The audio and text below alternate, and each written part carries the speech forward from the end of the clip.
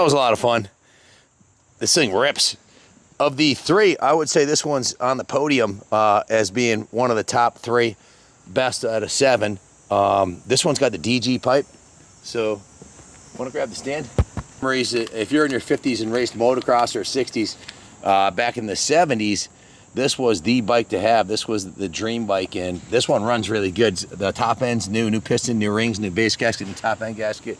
Car's been rebuilt, new carb boots, new spark plug cap, new fuel lines, new air filter.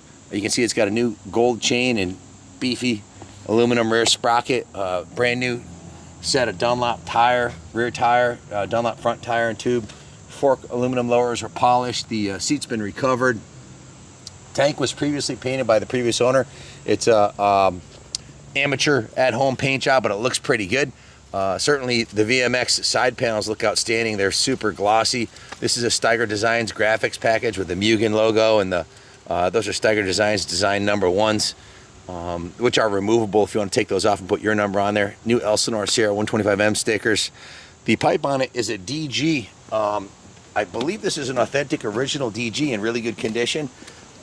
We sanded it and painted it, but if you look closely, it's in really good condition. They're usually all caved in on the bottom. There's a couple small little dings on it, but it looks to be in excellent condition. It works beautiful. Has the new rubber mounts, as you can see here. Frame was repainted also. So very cool, classic Elsinore, ready for some AHMR racing or hang it from the ceiling of your man room.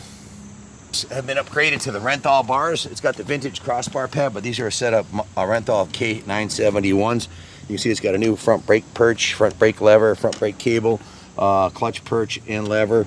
New set of vintage classic Honda grips on the original Honda throttle assembly. Just a good classic Elsinore 125. These are getting hard to come by, and we had a collector who had a collection of 7 of them. 3 of them, 2 of them don't run, 1 runs but has some issues. And then we've got these 3 runners, and I have a silver 74 that's coming up too that runs excellent. So 4 out of the 7 were redone, engines rebuilt, and ready to ride. So if you have any questions about this one, give us a call, 860-454-7024. The 1976 model plate is right here, and can you see the last 4 of the VIN? Last 4 of the VIN is 8116. 8116, just so Junior knows which one this is. If you have any questions about it, give us a call. Thanks for watching, and God bless America.